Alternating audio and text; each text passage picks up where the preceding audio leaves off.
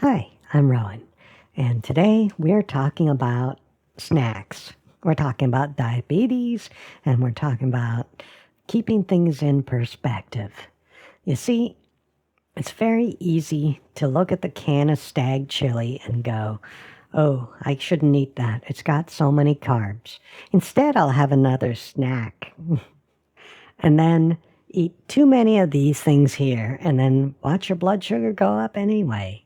Because, well, it's only 3 grams, and it's only 2 grams, and oh, look, that's only 2 grams of sugar in this. Well, so that's 7 grams of carbs if you have those for a snack, except this one's actually got 3 grams of carbs. See, it says sugar. They're not talking about the 1 gram of starch that's hidden. And if you're actually hungry and you need to put stuff in your belly, well, this is 15 grams and this is 20 grams and this is a whole whopping 48 grams. Well, what? 48, 15, 20, 83 grams. So this is 83 grams of snacks, which is 8 grams of carbs, but it's only 83 grams.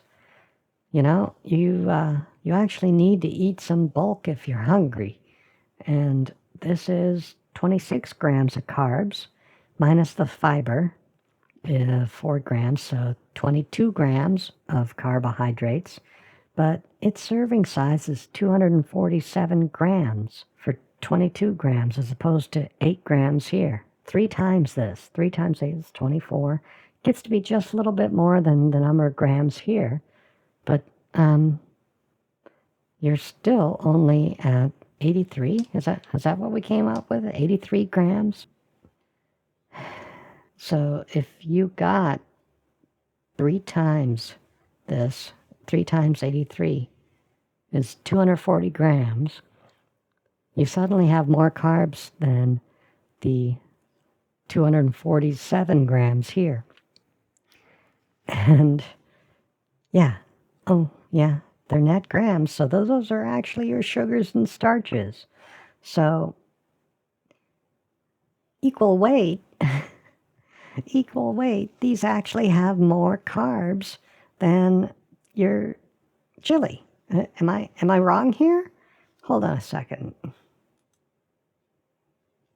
Okay, so I did a little math, and yeah, if you ate 3 times this amount here, you would have the same, you'd have like 2 more grams of material, 2 more grams of food, quote unquote. I'm calling it material, but 2 more grams of edible stuff eaten. You would have eaten 2 more grams, and you would have had 2 more carbohydrates for those. So you would have had 24 carbs as opposed to 22 carbs. So they're dead even for carbs. But the question is, how good is the stuff on the left compared to this on the right? How good is it for you? Yeah, just think about it. They're both processed. Which of these 2 piles do you think is more processed? I mean, if you look at the front, you know, you can actually see beans and chunks of meat. If you look at these, everything you're seeing is all these pictures are processed. They don't come out of the ground. They don't come off the plant. They don't, yeah.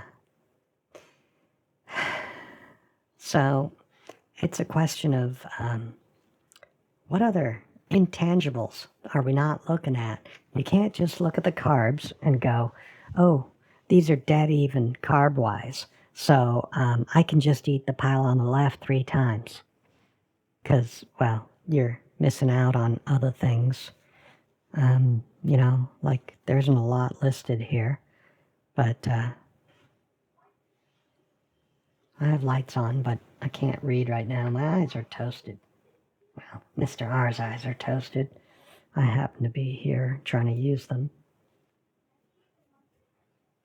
You know, these things don't... Oh, there we go. Vitamin A, vitamin C, 4% vitamin A. There's no vitamin C, 4% calcium, and 10% iron.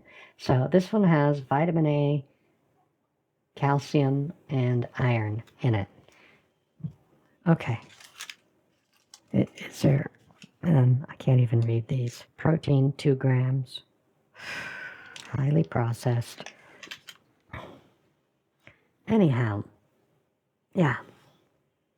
The stag's not the best thing in the world, but it's food. And if you buy food that's actually food, uncanned food, the less processed the food is that you eat, the better for you.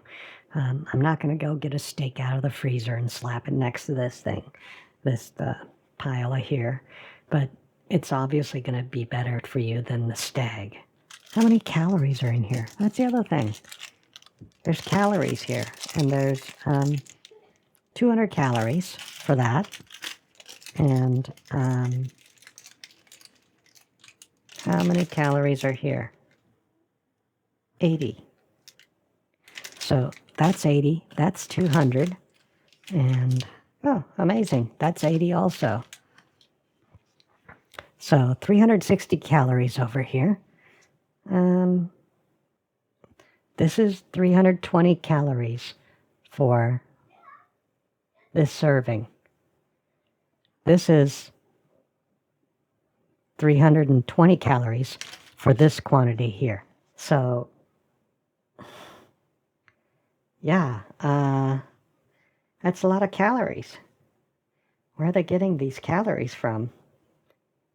I guess from fiber?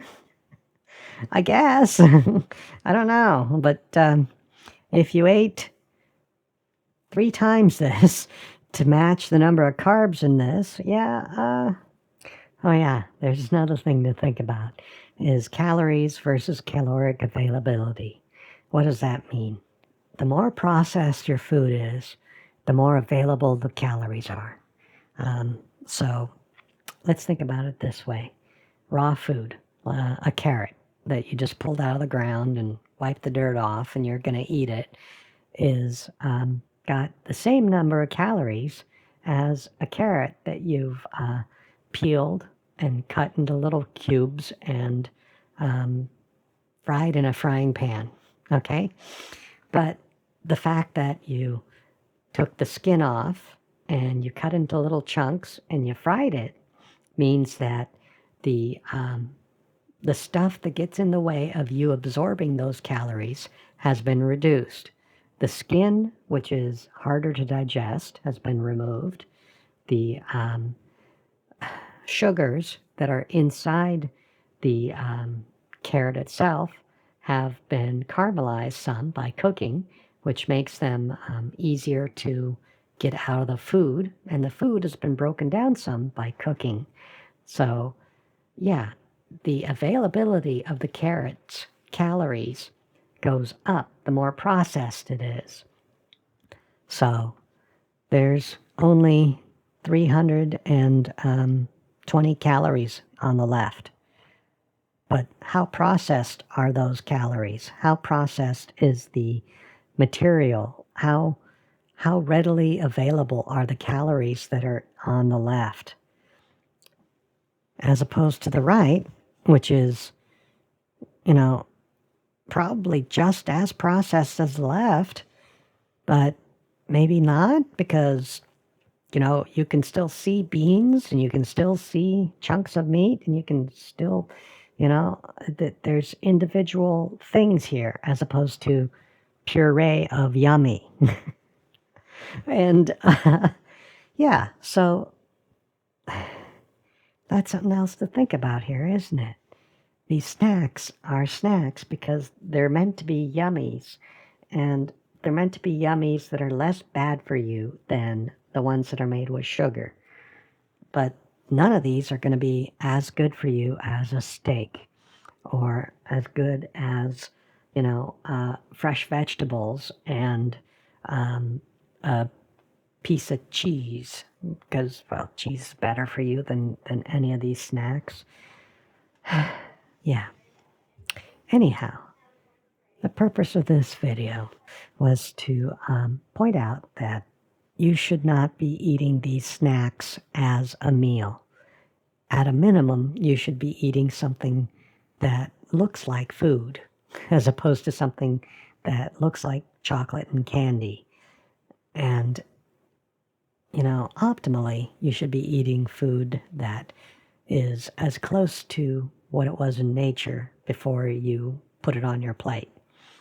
And that doesn't mean eat your cow raw, because you do have to cook that. I mean, yeah, there are some foods that you can eat that are semi-raw, but the point is not that. The point is the closer to a real thing that you eat, the better you'll be. And don't let the snacks be your excuse to not eat real food. Okay? I hope this video was helpful and shared some of the pain of being diabetic with you. So until next time, please do stuff like click on like buttons and subscribe and, set up bells if you want to know when we post next time. It was a pleasure being here. I had a fun time, and I hope to see you again real soon. Bye.